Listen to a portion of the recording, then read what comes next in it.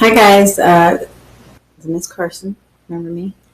I can't see my face in this particular application I'm using. Most of it I'm going to be showing the screen of the color wheel, so that's what this one's about. And I think you can probably hear my boys playing some kind of video game in the background, but that's all good. I'm going to keep it short and sweet. Um, what I'm going to show you is our color wheel. You should have taken one home. Looks something like this. And just to get you set up, you're going to want some kind of a cushion underneath your color wheel. So anytime you're doing colored pencil, that's a tip. You want to put that in your notes. Something I would normally do in the class, but you can have your sketchbook underneath you or any kind of like pad of paper. Just helps the colors blend like easier, just like with pencil.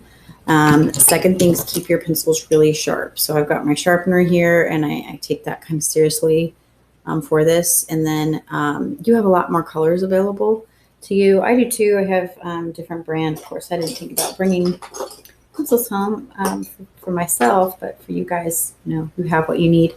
But the sharper the tip, the better the blend. And then some kind of scrap so that the things don't go too smeary on you. And then we'll just talk, the easiest thing to do, I think, is to go ahead and attack those primaries. And with colored pencil, remember what you want to do is use a looping technique. This is actually kind of a red-orange, not a red. My red's a little stubby, but I still have them nice and sharp.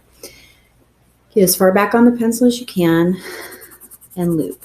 And so don't necessarily push hard at first. It's just about getting that smooth, even value. And as long as there's nothing underneath your paper, because if there's a little something under there, then it won't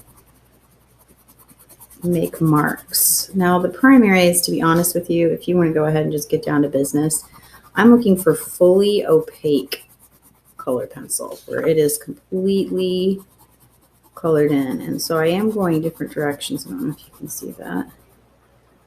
I'm looping that technique, and then I shouldn't be able to see any of the paper at all through there. So here is a finished wheel, and you can see really only one of these is completely opaque. The others I see a lot of graininess. So I definitely would want to go over that with another layer. For demonstration purposes, though, I'm obviously not going to do that. And then you're just going to start going around the color wheel. To accommodate for color change, you've got to leave the paper showing or leave your layers light. You don't want your loops to show. You don't want them to be harsh. That's why I'm using the side of my pencil, not the tip. That's going to bother me. I got to finish it. My OCD kicking in. You can erase colored pencils somewhat. It's not going to be the same, but the center is going to be brown anyway. So as we move towards red, red, orange, it's going to be mostly red, but it is going to have some orange. So your goal is to loop that in there. Now you do have a colored pencil called red orange. So yeah, you can totally use that. Oh dang. I'm even clumsy in my videos. It's all right. Orange number 2 to save the day. Got my backup ready. Loop that on there. Loop, loop, loop. I'm not using lines. I'm using loops. And then I reapply some more red over the top. So each color will have a slight variation in it.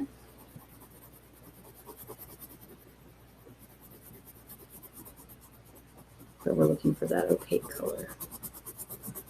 And then just on around the wheel, you'll go till you have all of your wheel filled in this way.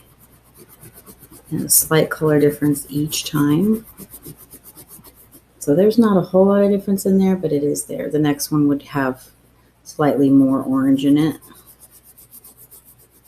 than the one before, and on around towards yellow and green and so on and so forth. So you have something like that. Like I said, these need to be a little bit more layered, but really good color changes in between each. The center, I'm looking for your mixing of yellow, blue, orange and blue basically. So orange and blue are complementary colors. I'm going to make sure I don't have violet. And so there's at the bottom, brown, blue, and orange. And it's kind of like a teeter-totter. So I'm not going to do the whole circle, just a section of it. But I've looped my blue in. And then I loop my orange in. And see how the orange makes the blue kind of like a disgusting poopy color. And we'll put a little bit more blue on top. And it should just turn a nice kind of gross brown. If it doesn't look brown to you and you want to, try adding a little red to it. That will definitely brown it up. But yes, I can tell if you use the brown colored pencil only. So I'm looking for you to mix your own colors. That's kind of the goal in general with the unit, is how do you mix and blend new colors? How do you make new colors happen? And so when you're done, you're going to hold it up to your camera. I'm going to open mine up. I never use my camera on my laptop. I usually use my phone, which I can sure do that if that's easier for you.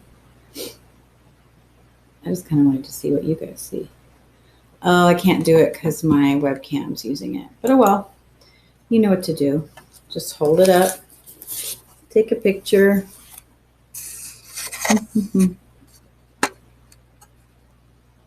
And off you go. So I just took a picture with my, what do you call it? And there we go. And then you're going to upload that to the turn-in box for the color wheel assignment. So again, it's weird not being able to see my face, but this week is all about finishing your city and turning in an optical illusion. So you guys give me a lot of cool ideas for that. So I'm going to go here to week 2. So when you go to our class now,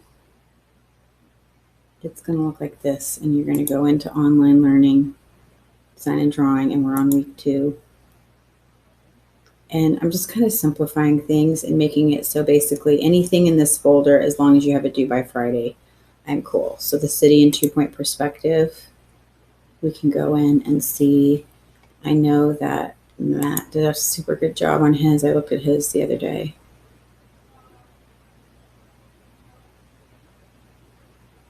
So I'm picking on him. He's got great perspective. He's got details in the bricks and signage.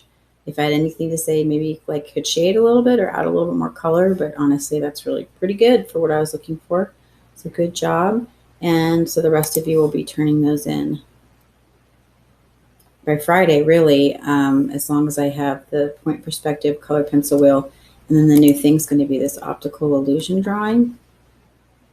And there's lots of cool things for you to try. So basically, you've got to do at least one. Bonus if you do 2 or more. Watch the video. Do it in your sketchbook. You guys gave me these, so you can get extra credit for doing more than one. Some of you might have to practice first. You know, like this one may not look that great. And try a different one another time. And then you'll just turn them in to the assignment here, just like you did the others. So hopefully everything's going well. Please email me if you need anything.